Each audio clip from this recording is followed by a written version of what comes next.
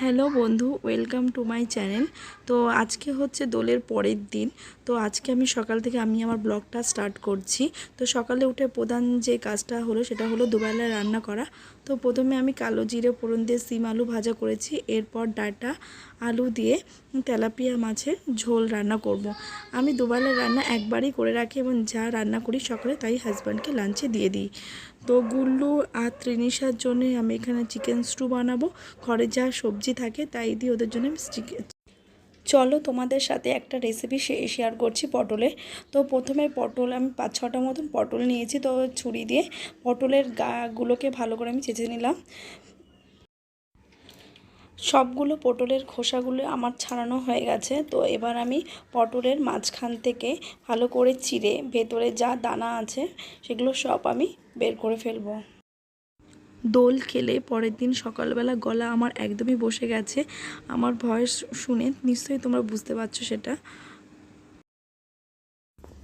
গ্যাসে কড়াই বসিয়ে তাতে কিছুটা সামান্য জল দিয়ে দিলাম। এরপর কেটে ভালো করে ধুয়ে আমি রেখেছিলাম পটলগুলো, সেগুলোকে দিয়ে দেবো। আর তার সাথে সামান্য একটু নুন দিয়ে এই পটলগুলোকে আমি ভালো করে ভাপিয়ে নেবো একটু।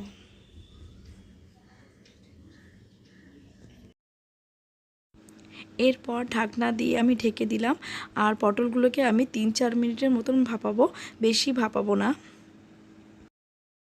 তো এইদিকে আমি মশলাগুলো রেডি করব। তো পটলের ভেতরে পুর বানানোর জন্য এখানে আমি একটু তিল নিয়েছি, তিলটাকে একটু বেশিই নিয়েছি, সাদা তিল ইউজ করেছি আমি এখানে।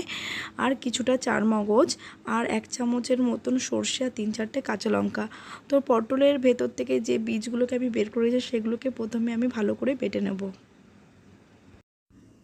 এরপর আমি সাদা সর্ষে, চারমগজ আর পোস্ত তিনটাকে একসাথে মিক্স করে বেটে নেব। তো এখানে আমি জল দিইনি, পটলের বীজ বেটে যে জলটা বেরিয়েছিল সেটা দিয়েই আমি এগুলোকে বেটে নিচ্ছি, কারণ বেশি জল দেব না।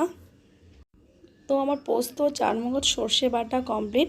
এরপর আমি তিলগুলোকে ভালো করে মিহি করে বেটে নেব। এরপর একই শিলনোড়ায় আমি 4টে কাঁচা লঙ্কা ভালো করে বেটে নেব। মশলা বাটা কমপ্লিট। তো এখানে মশলার মধ্যে মশলাটাকে আমি একটু শুকনো শুকনোভাবেই বেটেছি। তো এই মশলাটার মধ্যে এখন আমি কিছুটা লবণ ও হলুদ আর কিছু কাঁচা লঙ্কা দিয়ে ভালো করে আমি মিক্স করে নিয়ে পটলের ভেতর পুরটাকে ভালো করে ভরে দেবো। 3-4 মিনিটের মতন পটলগুলোকে আমি ভাপিয়েছিলাম, বেশি ভাপাইনি, কারণ পটলগুলোকে আমি সেদ্ধ করব না, সামান্য একটু ভাপাবো। এবার সেই পটলগুলোর ভেতরে আমি পুরগুলোকে ভরে দেবো।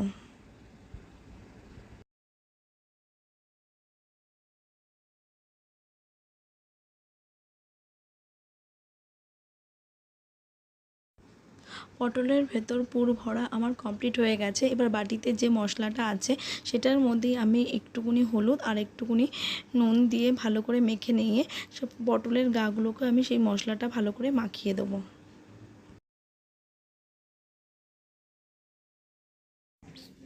এরপর আমি পটলগুলোকে ভাজবো, তার জন্য গ্যাসের উপরে আমি একটা ফ্রাইং প্যান বসিয়ে দিয়েছি।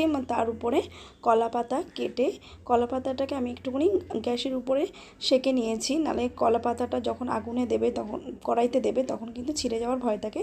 এর জন্যে গ্যাসের উপরে নিয়ে সামান্য একটু ছেঁকে নিতে হয় পিট ওপিট করে। তো কলা পাতার উপরে আমি সামান্য তেল দিয়ে দিলাম। তারপরে একে একে পটলগুলোকে আমি দিয়ে দেবো। এরপরে আমি উপর থেকে একটু সামান্য কাঁচা তেল ছড়িয়ে দিলাম। এরপর গ্যাসের আঁচ কমিয়ে আমি পটলগুলোকে এপিট ওপিট করে ভালো করে ভেজে নেব। 3-4 মিনিট পর আমার দেখলাম পটলের একদিকটা ভাজা হয়ে গেছে। তো আমি এবার পটলগুলোকে সাবধানে উল্টে দেবো যাতে পুরগুলো বেরিয়ে না যায়।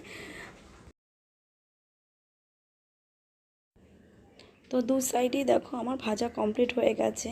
তো একটু লাল লাল করে ভাজলে একটু বেশি ভালো লাগে খেতে। তোমাদের এই রেসিপিটা কেমন লাগলো জানিও আমাকে। আর তোমরা অবশ্যই বাড়িতে ট্রাই করো, খেতে গরম ভাতে খেতে কিন্তু দারুণ লাগে। তো এরপর রান্নাবান্না করে 2 মেয়েকে খাইয়ে দাইয়ে ঘুম পাড়িয়ে আমি এখন ব্লাউজ কাটতে বসেছি। তো আমি আমার ব্লাউজ নিজেই বানাই। আমি কারোর কাছে সেলাই শিখিনি। যখন সেকেন্ড টাইমের জন্য যখন লকডাউন হলো তখন আমি ইউটিউব দেখে দেখে নিজে সেলাই শিখেছিলাম। আর বাড়িতে যত ব্লাউজ পিস ছিল যেগুলো হয়তো কোনোদিনও বানানো হবে না, তো সেগুলো দিয়েই আমি কেটে কেটে প্র্যাকটিস করেছি। তো এখন প্র্যাকটিস করার পরে এখন মোটামুটি আমি বানাতে পারি পরার মতন। তো প্রথমে আমি ব্লাউজ পিস আর লাইনিংয়ের কাপড়ে ভালো করে মাপ করে নিয়েছি যে আমার কতটা লাগবে। তো সেই অনুযায়ী আমি দাগ দিয়ে নিয়েছি। এরপরে আমি কাঁচি দিয়ে কেটে নেব। দেখো আমার ব্যাক পোর্শন কাটা হয়ে গেছে। এরপর আমি ফ্রন্টের পোর্শনটা কাটিং করে নিচ্ছি। দুটো পার্টই আমার কাটা কমপ্লিট হয়ে গেছে। এরপর আমি লাইনিং আর ব্লাউজের পিসটা দুটোকে একসাথে জয়েন করে আমি সেলাই করে নেব। তো এখানে আমার ব্যাক ও ফ্রন্ট পোর্শন দুটোই সেলাই করা কমপ্লিট হয়ে গেছে। তো আজকে আর করব না, এখানেই স্টপ করব সেলাইটাকে, যেহেতু গুল্লু উঠে গেছে। গুল্লুকে এখন আমার টাইম দিতে হবে। এরপর গুল্লুকে খাইয়ে আমরা সন্ধ্যাবেলা একটু পার্কে গেছিলাম, যেহেতু পার্ক আমাদের বাড়ির একদমই কাছে। আর গুল্লু পার্কে যেতে ভীষণ ভালোবাসে। দেখো দিদির সাথে বসে কি সুন্দর দোল খাচ্ছে। তো তোমাদের এই ব্লগটা কেমন লাগলো সেটা কমেন্ট বক্সে অবশ্যই জানিও। এই রকম ব্লগ দেখার জন্য আমাদের চ্যানেলটিকে সাবস্ক্রাইব করে আমাদের পাশে থেকো। আজকের মতন এখানেই শেষ, তাহলে দেখা হচ্ছে নেক্সট ব্লগে।